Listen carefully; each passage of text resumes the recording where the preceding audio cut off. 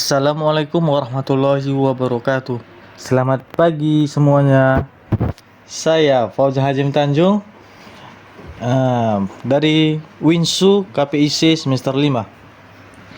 Saya di sini akan menjelaskan mengenai analisis media. Nah, analisis framing itu salah satu metode analisis media seperti halnya analisis isi dan analisis semiotik. Secara sederhana, framing adalah membingkai sebuah peristiwa, atau dengan kata lain, framing digunakan untuk mengetahui bagaimana perspektif atau cara pandang yang digunakan wartawan atau media massa ketika menyeleksi isu dan menulis berita. Terus model framing itu pertama, framing model Murray Edelman, yang kedua, framing model Robert N. Edelman, yang ketiga, framing model William A. Gibson, keempat, framing model Zhongdang Pan dan Greal M. Kosikri.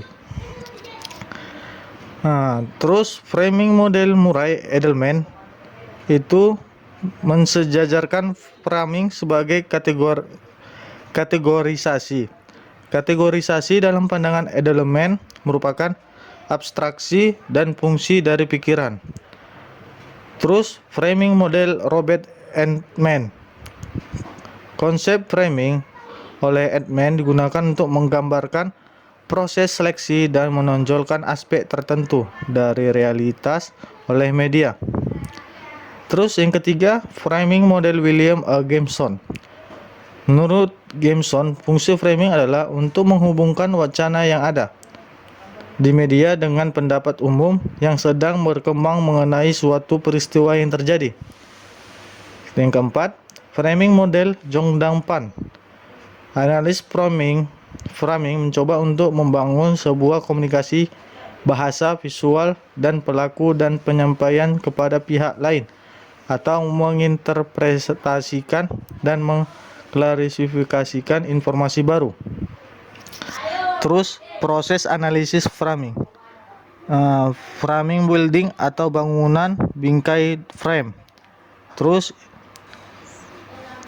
individual level effect of framing atau disebut tingkat efek framing terhadap individu.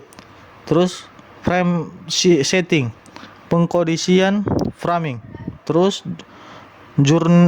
journalist as audience atau wartawan sebagai pendengar. Terus framing building atau bangunan bingkai. Studi ini mencakup tentang dampak faktor-faktor seperti pengendalian diri terhadap organisasi, nilai-nilai profesional dari wartawan atau harapan terhadap audiens terhadap bentuk dan isi berita.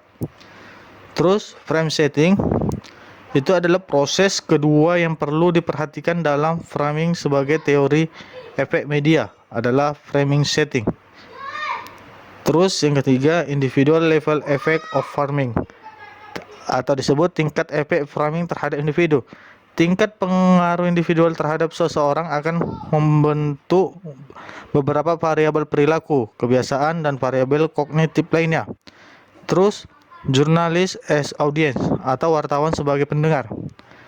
Pengaruh dari tatap mengulas berita pada isi yang sama dalam media lain adalah fungsi beragam faktor. Wartawan akan lebih cenderung untuk melakukan pemilihan konteks di sini.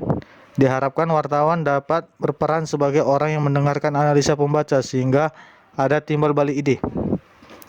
Terus saya akan menjelaskan analisis isi. Analisis isi atau konteks analisis adalah penelitian yang bersifat pembahasan mendalam terhadap isi suatu informasi tertulis atau tercetak dalam media massa. Teknik penelitian yang memungkinkan peneliti untuk mempelajari perilaku manusia secara tidak langsung dengan menganalisis komunikasi. Analisis isi digunakan untuk menganalisis semua bentuk berkomunikasi, baik surat kabar, berita radio, iklan, televisi, maupun semua bahan-bahan dokumentasi lainnya. 3 syarat analisis isi sebagai berikut. Yang pertama, data yang tersedia sebagai besar terdiri dari bahan-bahan yang terdokumentasi seperti buku, surat kabar, pita rekaman, naskah, atau manuskrip. Yang kedua, ada keterangan pelengkap atau kerangka teori tertentu yang menerangkan tentang dan sebagai metode pendekatan terhadap data tersebut.